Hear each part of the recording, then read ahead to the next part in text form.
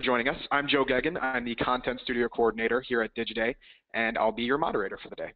In just a few moments, we'll be joined by James Murphy, VP of Programmatic at RhythmOne. He'll guide us through just what premium programmatic really is and how advertisers and brands can use it to their advantage. A question and answer period will follow our presentation, so please stay through to the end. Feel free to submit any questions at any time via our chat interface. And if you're tweeting about today's webinar, please use the hashtag #OneRProgrammatic. Later today, you'll receive a recording of the webinar and a link to download the slides, as well as the report itself. So without further ado, let's get started. James, take it away. Thanks, Joe. So a little bit about RhythmOne, quick overview. RhythmOne is a media technology company that connects audiences with brands through premium content across devices, and we do that at scale. We work with kind of all, the whole spectrum of companies in the programmatic space, ranging from advertisers, publishers, content providers, to offer a fully integrated cross-screen advertising solution spanning across desktop, mobile video, rich media, display, social, and native formats. So just a little bit about myself. So obviously I manage the programmatic division at RhythmOne, managing our RhythmMax platform, which is our marketplace, managing all business operations for that specific division, which includes sales, business development, sales engineering, and also yield management teams. Prior to RhythmOne, I managed the SSP business at AdConductor and held various business development roles and sales roles throughout other companies. So what we'll cover today, what is premium programmatic? There's a lot of definitions around the term premium, especially when it refers to programmatic. So we'll talk a lot about that. Why does it matter and to whom does it matter? Where do we agree and where is there some confusion? And how do you build the right team for these programmatic executions? And what role does creative play? So that's an interesting one where the creative shops have to focus more on technology now, moving into the programmatic landscape. So we'll dive into that a bit as well. And where does programmatic premium, the premium side of programmatic, where does it fit into the overall landscape? And what does the future hold? So where are we going? How could we advance these offerings, and how will programmatic become a bigger piece of the overall industry? So talking about premium programmatic, like I said, there's so many different definitions, and depending on who you ask, they'll have a different answer for you. So if you just look at the IAB definition of premium programmatic, if you look down, I'm not going to read all of this to you, but if you look down into the verbiage there, you'll see premium only mentioned once. So there's really, three different buckets, what I call premium. So, obviously there's the open auction, which, that's kind of how programmatic started, right? So focusing solely on audience targeting, a pure auction model. Where it's advanced and where premium comes into play is the three buckets that you see circled. So the first bucket, automated guarantee, and, what I like to call that is programmatic direct. Obviously you see the other definitions there. And what that really is more of a systematic approach, in my opinion. They're calling it programmatic, but reason I say it's more systematic is because it's really not connected through RTB pipes, right? It's just automating the sales process. So, you don't have to send paper IOs, you have an MSA that covers your partnership, and everything can be done within the system. So that's that bucket. Obviously you have, preferred deals, not as common. In the second bucket, and probably the most common form of premium programmatic today, are PMPs, or private marketplace deals. That requires an open RTB connection, so it does require the same connection you have for open auction type buying, but it allows for fixed pricing, kind of the buy it now model if you're looking at eBay, and it allows for data overlays, and that's the one you're seeing more and more in the space today. Why does it matter? I mean, you're seeing spend increase in all of these areas. So, like I said, we started, focusing solely on open RTB and auction-based models. Where we're going to see this advance and more brands spending dollars across the programmatic landscape is around the premium side of things. That includes programmatic direct, private marketplace deals, deal ID, all that good stuff. And you see how spend's increasing there. I feel as though as you get, more advanced creative into these formats, more premium publishers, you're going to see more and more of that spend shift because the brands are going to want that. let's face it, it's more of an efficient way of buying and selling. So as long as the premium content, the premium ads are in that format, why wouldn't you do that, right? It makes sense. Why does it matter? You know, it's, like I said, much more efficient. You know, you don't have to send paper IOs. Everything's done within a system. The simple problem, in my opinion, that programmatic solves, it aligns the cost of media with the performance or brand lift you're getting in return. So, you know, gone are the days where you're spending $3 across every property that aren't, you know, giving you the same results. Why would I spend $3 across every property and every user? That obviously implies I'm getting the same return for those users and sites, and we know that's not true. So, you know, programmatic, there's simplification there, and it, you know, solves that problem. And again, you know, what you know, programmatic platforms allow are those data overlays. So not only are you getting that content at different prices, you know, backing out that cost of media with the brand lift you're getting in return, but it allows for that audience targeting on top of that. So that's an important piece. So the perception in the field, like I, you know, started saying, you know, depending on who you ask, you're going to get a lot of different answers. So, you know, we interviewed a bunch of industry veterans and executives, kind of on the topics you see below, you know, verification, placement, ad units, pricing, viewability, and, you know, deal structure and device. So you're going to hear, you know, some different answers, but there was some commonality around certain things, and that's what we'll focus on today. So once we took a deeper dive, you know, we wanted to look at, you know, what is it? You know, what you know, isn't there? You know, frustrations, benefits, how can we reach full potential? So we're going to dig deep into these areas. So what we can agree on, you know, in its simplest form, programmatic advertising is an automated, technology-driven method of buying, selling, or fulfilling advertising. I think we could all agree there. This method of buying replaces the traditional use of manual RFPs, negotiation, insertion orders, and purchase digital media.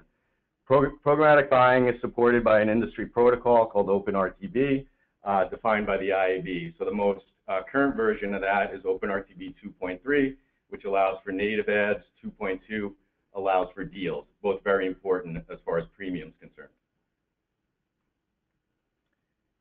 So again, premium is in the eye of the beholder. So depending on who you ask, you get a bunch of different answers. The term premium meant different things to these people, but ultimately it boiled down to a few things. You know, programmatic, you know, when we first started, programmatic buying was all about audience targeting, right? You know, an open RTB, just finding the right user at the best price, you know, if you're looking at it from the advertiser view. Now with kind of some of the advancements and bringing premium into the picture, we're allowing for good placement. You know, premium content now is important to advertisers. Of course, the data overlays and audience targeting is also important, but we need that premium content. The creative shops are now developing, you know, very you know, high impact ads that are performing well, you know, driving brand lift, et cetera. So it's advanced a ton since we started this, you know, going back 5-6 years. So we have to create the right team. You know, what was it years ago? You know, network site negotiation, you know, around premium placements. You know, there was very device centric. So you had to do, you know, executions for mobile versus, you know, desktop and things like that, you know, video formats and so on. You know, monthly IOs, individual channel RFPs and so on. Now pricing is based on audience quality. Like I said before, it's aligning that cost of media with the brand lift or performance you're getting in return. In my opinion, that's the key problem that programmatic solves and why more and more spend is going to be funneled that way. You could do cross-device. So you could have a single campaign that touches multiple devices, something we do very well at RhythmOne. You know, flexible timing, obviously. So, and, you know, obviously cross-device RFIs and so forth. So KPIs, sorry.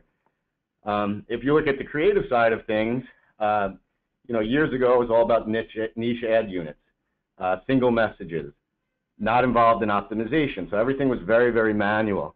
Now we're looking at scalable ad units that could work across multiple devices. The creative shops are getting more involved. They have to be more technology focused. That is happening today. We're seeing audience-specific messaging. We're seeing things, you know, obviously happening in real-time optimization, which is a key component of programmatic. If we look at the execution side of things, you know, again, very, very manual as far as the deployment, decentralized. Fraud is mostly opaque. Post-campaign reconciliations, everything is kind of shared with the advertiser after it's all said and done. Now we have automated deployment. It is centralized. Increase, viewability and verification. So that's very important on both sides. So not only for the advertiser to get brand safe inventory that's not objectionable, but also for the publisher to scan things like ad quality to make sure there's not malware and redirects to mobile app stores and things like that. So all these things are very important. And pre-campaign filtering. So not only are we filtering things, pre-campaign, but we're informing the advertiser along the way. They have real-time reporting up to the minute in some cases. So a lot has changed there, and thus a more efficient way of buying and selling. Optimization, as everybody knows, it was very manual. Years ago you had people moving sliders and clicking buttons and even, doing VLOOKUPs and Excel, spreadsheets and things like that. So obviously it was a very manual process. And it was very much an A/B testing environment. Let's run this campaign for a day, see the performance. Okay, that didn't work. That obviously implies we waste the advertiser spend, and that's the way it was done years ago. Now it's automated deployment. Again, obviously everything happens in real time. It's cross-channel optimization, and it's real time, test and learn. These platforms, especially on the buy side, they're very sophisticated. There's logic built in. These are all based on machine learning. We have quants now involved and data scientists kind of building the logic on the back end into these systems to make a more efficient, buying platform for advertisers. So keeping creatives creative. So I mentioned this. So this is a key point, and I think this is overlooked in many cases where people think, creative's not that important in a programmatic environment. I couldn't disagree more. So where they have to get involved, and this is where we're going to see more and more of the premium side of things moving into programmatic, they have to get involved with the technology company. So meaning the platforms, both sell side and buy side, to make sure it works, in tandem. What's also important, if you advance the slide, is just, including that data and kind of into the whole equation. So, once this happens and, there's more of a standard around what creatives, and I'm referring to more premium creatives like high impact units and some of the non-standard units, once that's quote unquote more of a standard and, across the bigger platforms, you're going to see more and more spend go there. Let's face it, we talked about why programmatic is more efficient. It solves the problem. It takes away that manual element. Why it hasn't scaled as much as it will, and where we're headed towards is because we're missing things like creative that could work in these formats. They need to get more involved in the technology piece. We talked about the content, but creative, in my opinion, is one of the most overlooked areas, and that has to continue to advance, and it is. So programmatic, beyond retargeting. So, when programmatic started, it was all about, bottom of the funnel, right? Let's drive, sales. Let's have people fill out forms. It's all about how do we, back out to our CPA, CPI, or CPL goals. As we kind of advance things, it's going to become much more than that. We're going to see this touch more and more of the funnel. The reason being, like I talked about, as we get more of these premium ad units within programmatic formats, now you have, brand awareness that you could focus on to drive, more users that way. Then with different iterations of the creative, you catch people within that marketing funnel. So again, going back to the creative, that's very important. And you're seeing the more advanced companies focusing on this. We have a whole department at RhythmOne that does just that, where, catching people, where they are in the funnel and delivering the right message. We could do all that in real time in programmatic environments, and that's going to continue to drive more and more of the big brands towards this area. Looking at the bigger picture, premium programmatic can fit, numerous goals.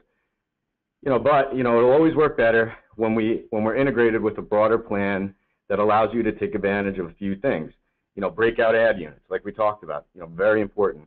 Cross-roots influencer, events, and social marketing. Obviously, social is a huge part of the overall, advertising world today, and we're going to see more and more of that fitting into, the programmatic world. Non-programmatic channels like linear TV, you're seeing things like that happen, just in TV in general. Dish Network made an announcement yesterday about going, programmatic with their addressable TV product. So, more to come there. Results-driven solutions. Programmatic's everywhere, like we said. I mean, you're going to see, this this happening across all devices, all formats. We talked about programmatic TV. Obviously, you see, mobile and desktop here, but it's going to get much bigger than that. There's digital out of home. We're going to talk about that a little later in the slide, where I think you're going to see, this advance in all areas. This isn't your big brother's programmatic. So innovation in the programmatic landscape is happening fast and furious, including cross-channel and omni-channel targeting, robust in-app and mobile app inventory. Video is absolutely everywhere. I mean, we talked about that. We have a huge focus on mobile video. I mean, obviously a huge focus for us here, but we're tying that into to desktop. Other companies are doing the same thing. Like I said, digital out of homes is going to become a bigger and bigger part of this overall equation. Location-based video. Why that's important, you could tie that into mobile devices. It's on-the-go media. You're going to see that play a big role, in my opinion. What's on the horizon for programmatic? What's next? There's going to be true cross-channel tracking and optimization. No more, finding the same audience across multiple devices, finding that exact user and making sure it's that same user because of things we know about browsing behavior and so on. Omni-channels like TV we talked about, digital out of home, these are going to be huge. Expanded native and social amplification. What's on deck and what's beyond? All media purchase systematically, programmatically, defining the relevance of every channel.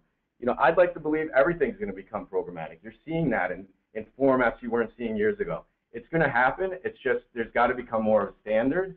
Let's face it, it is more efficient like we talked about. There's things missing. Some of the premium brands are selling first, to their direct advertisers and so forth on the publishing side. The creatives have to get more advanced. There has to become a standard. Once that happens, there's no reason that most of this spend could move programmatic, and we're seeing that shift. So that's really what I wanted to talk about today. I want to thank all of you for joining. Hopefully this was helpful and informative. Programmatic is advancing, and we're going to see more and more, and we hope to inform you more as we continue down this path. I'd like to turn it over to Joe from Digiday for Q&A. Thanks very much, James. That was excellent. We've got some great questions here that we'd like to throw back to you guys and see what your thoughts are on them. So let's get started right from the top. What resources would you recommend for creative teams wanting to better understand how to make their ads stand out in a programmatic environment? Yeah, so I think the answer there is, they want to rely on, again, the technology side of their business and leveraging that and their knowledge in that space. And I think what's important there to focus on is our latency and response time. So, programmatic by definition, it's all about speed and efficiency, right? And everything happens within 1/10 of a second, all the bidding and everything that's happening. So we need speed on the creative side as well. Great, thank you very much. And next question, what are some of the best ways to ensure high quality placements? So the best way to ensure high quality placements, obviously the simple answer is pay more. Publishers want a higher price. I think also, the creatives play a big role there as well. Publishers also are very concerned about how ads look on their sites, how intrusive they are, how it affects the user experience. So the combination of price and, the creative shops getting involved. Great. And you spoke a bit to the intrusiveness and the potential problems there. Could you give your thoughts on ad blocking and how that impacts programmatic? Sure, it is a concern. Obviously, with the new iOS 9 release that is built into the operating system. Again, I think going back to what you said about intrusive, I think that's where the creative shops have to play a big role. Users are blocking ads, let's face it, because they're annoying, right? Because they're not relevant and they're annoying. So, as audience targeting gets better, we're delivering the right message to that user. They want to see the ad. In some cases, they don't even know it's an ad. And also make sure the load times are quick and it's not affecting their user experience, I think, are key there. Great. And is it possible to run premium programmatic programs on mobile with the current state of it? Absolutely. And I think that's a key focus of ours here at RhythmOne across our premium mobile apps, and a lot of private deals are going to be focused in that area. So absolutely. And it's a big area of growth as well. Along a similar line, something that happens frequently with mobile is the difficulty of attributing sales. And we've got a question here. Where does offline attribution fit into the programmatic ecosystem, as most sales are still happening offline, even though they're being influenced through digital channels? Yeah, it's a big problem. I mean, the attribution model in general, I mean, it's always been last view or last click attribution. We're fixing that and we're addressing it. We're seeing, more of the programmatic platforms today, they're allowing you to, upload your offline data into the same analytics package. A lot of the advanced DSPs do offer that. And to try to fix that attribution model, like, we talked about the overall funnel. It is being addressed. I think we have a little bit of work to do there, though, in my opinion. Great. And what should you look for in a viewability or verification partner? And is it the same across desktop and mobile? Sure. That is a tough question. So the way I look at verification companies, there's no real standard, right? I mean, we see a variance between, what some of the major companies are saying is, objectionable versus the other. So I think what it comes down to, it's what the advertiser's actually using. So it's not, a good analogy is it's not what it's what you could prove in court. So I think the same is true here, right? So if the advertiser's using integral ad science, you have to make sure you're using that on the back end to filter their traffic. Same thing with double verify and some of the others. I do think there's going to be some consolidation there. There has to be. There's too many of these companies, and there has to be more of a standard. A lot of these companies are MRC accredited, which by definition, that should be quote unquote a standard around this, where it isn't. We're seeing that variance like I spoke about. So more consolidation, and to answer your question, it's all depending on who your brand's actually using to filter that same traffic. Gotcha. And we've got somewhat of a unique question here, but I think it may actually tie into one of the slides. I saw that you had something to do with the movie Cars on one of your last slides there. The question is, can programmatic work for sites where the majority of the audience is under 13? We talk a lot about the value of audience segments in the 18 to 35 demographic and around there, but do you know of any advertisers looking to reach under 13 users that are doing programmatic? Yeah, so that is allowed. There's an object task within the bid request to allow for this. It's not as common, but it is allowed within these formats. Great. Let's see, we have a couple others here. How do I sell up within my organization? Since we have always sold it as big branded publishers, how do I convince people that it can be more than that, the mid-tail and the long tail? So let me make sure I understand the question. So sell up meaning a traditional campaign into programmatic, is that what this is referring to? Or? Yes, exactly, correct. Yes. Yeah, so the way I answer that question, I think there's a lot of confusion. Everybody thinks programmatic is this big, scary, technology beast. It's not true. I mean, especially looking at the premium side of things, it's really just a traditional media buy executed into within a much more efficient format. So if you look at the SSP side, it's just a new iteration of the old ad network. A DSP is a new iteration of the old advertising ad server. Again, it solves the problems we talked about earlier. But as far as a salesperson is concerned, they don't have to be worried about what happens on the back end, right? All it's doing for the salesperson is automating the sales process. If you look at, private marketplace deals, in many cases, it's a fixed price.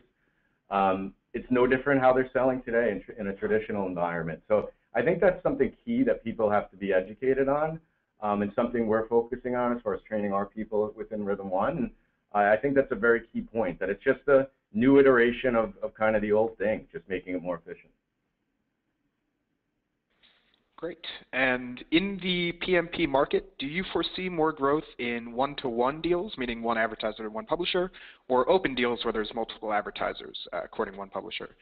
Which do you see as being the more likely outcome for the PMP market? So I think as far as fastest growth and the most rapid growth, it would be one-to-one, I think, because you're seeing more publishers getting involved directly in programmatic environments, the bigger advertisers, running their own trading desks and so forth. As far as revenue, though, you're going to see it obviously on the many-to-many scale, as far as overall numbers for revenue. Sure. And taking that one-to-one relationship a step further, what would you, as a brand or media team, look for when vetting these potential programmatic partners? What are you looking for as far as quality, viewability, that sort of thing. Yeah, so looking at the publisher side, I mean, what's obviously important to us is organic traffic, right? So that's key. Everything's around, what's, not purchase traffic. That's something we focus on. We work with a lot of the premium, apps within the mobile space. We have owned and operated properties driving a ton of organic traffic, a lot of exclusive partnerships on the desktop side of things. So I think all these things are very important. Obviously, brand safety is at the forefront of everybody's kind of thinking and measurement today. So hopefully that answered your question. Great. And we have another one here. What steps can Programmatic take in clearing up data transparency to ensure the quality of the data sets that are being used to target these granular audience segments? Yeah, so a couple things there. There's different buckets of data segments. I think you're going to see more and more first-party data being uploaded into these buying platforms. I think that performs better than anything, as we all know. There's this new notion of second-party data even, but obviously the third-party data segments, in my opinion, it has to be very specific to make that work, and it has to be on the right content because there's saturation, people buying those same data segments. I think you're going to see more of that first-party data grow more and people uploading those as overlays for their own campaigns. Great, and we have another interesting one here. What's your point of view about media groups consolidating as sort of one publishing force in order to achieve more interesting audiences and sort of premium content for premium programmatic? Hopefully that makes sense. Slightly unique question there. Yeah, I mean, you're seeing that happen, right? So people are, especially in the programmatic direct side of things, people are combining, premium audiences and, definitely content, even on, predefined packages for programmatic marketplaces. So a lot of the buying platforms, meaning the DSPs, they have these, always on deals that people can buy with a click of a button in a deal ID kind of focus environment. And that's usually seasonal. A lot of these deals, like holiday shoppers or sports enthusiasts or football watchers, things like that. So you're seeing that happen. Publishers packaging those things on their end to accommodate for that kind of buying. Gotcha. And you spoke a bit to the value of first-party data a few questions ago. Right. What type of first-party data is the most successful or valuable for advertisers? I mean, it's hard to say just one area there. So obviously you want to look at things like going back to the creative again, because I think it's such an important piece. If you're a big online retailer and you see people abandoning shopping carts and whatever reasons, try different iterations of the creative, maybe discounts to kind of get them back in. So I think that's a key piece as far as first-party data. Obviously, just standard retargeting. Make sure you're always kind of keeping your audience and things like that. But again, I think really just finding why people are dropping off, where they focus on certain areas of your sites and delivering different iterations of a message to them to keep them engaged. Gotcha. I think that may be about all of the questions we have so far. If anybody wants to ask anything else, please feel free to submit a few more questions. Give you guys another couple minutes to do that. Okay, here's one. So this is something that obviously we spoke a bit about, the difficulties with viewability and especially with ad blockers becoming a big problem here, as well as ad fraud. The question is, can you get 70% or higher viewability with programmatic? Is it possible? Absolutely. I mean, what you're going to see, I mean, now more of the companies focusing on viewability, it's more of the probability of it being in view. And like you said, it's around 70% of the users are technically in view for that specific ad slot. Where it's going in viewability, and there's companies out there doing it today, where an ad unit doesn't become available until it's scrolled in view, until it stays in view for the half the ad for a second and so forth. So that piece, the true definition, is going to be tough in a programmatic environment. But where you're going to see that becoming available is the ad unit isn't even created until it's scrolled in view. the IB definition of viewability doesn't satisfy that argument, but that's where you're going to see kind of guaranteed in my as far as my definition is concerned around viewability in programmatic platforms. Great, and we have another question here that just came in. How do you get unique supply in a programmatic environment where you're sort of on the same platform as everybody else? Is it possible? Yeah, again, so obviously that's not going to be available within the open marketplace, but through private deals. So, for example, we have owned and operated properties that we only make available through, programmatic or guaranteed, pricing type models, programmatic premium, I should say. So that's where you're going to get it. Obviously, like we talked about earlier, you're seeing more of these bigger brands kind of going direct and managing their inventory through a programmatic platform, like the bigger guys like Forbes and Wall Street Journal and so forth. So that's always going to happen in a premium environment, meaning PMPs, programmatic direct, and all of the 118 definitions you saw earlier. Sure. Going back to the viewability question from a few questions ago, what do you think is going to happen to prices now that Google said it will only charge advertisers for 100% viewable ads? That's an interesting one. So, I mean, there's definitely something has to happen there because, obviously there's a lot of ads today that aren't in view. So, a couple things have to change because, in my opinion, price isn't going to go up enough to justify that loss in inventory. It's just not going to happen. So what that means, the publishers have to get involved, right? They have to make sure these ads are in view. Obviously, within mobile apps, that in many cases solves that problem. But a lot of the dependency is going to be on the publishers to kind of address that issue because there's no way we're going to see the uplift in price to justify the loss of supply. And along those same lines, what are the exchanges themselves doing to assure ads are viewable and verified? Is it always necessary to work with a third party? So there has to be a third party, to validate that, in my opinion. So, I think that has to be there. Obviously, the bigger media companies, maybe like a Google, could get away with it. But, a company's always going to want, say, an IAS to verify that it was in view. Again, they're more of the probability model where it's 70% in view on a given site and so forth. But there needs to be a third party, in my opinion. Okay, great. Thank you very much. Unless anybody else has any other last-minute questions, I think that'll about do it for today. Give you guys a couple of seconds to get any last ones in before we officially call it.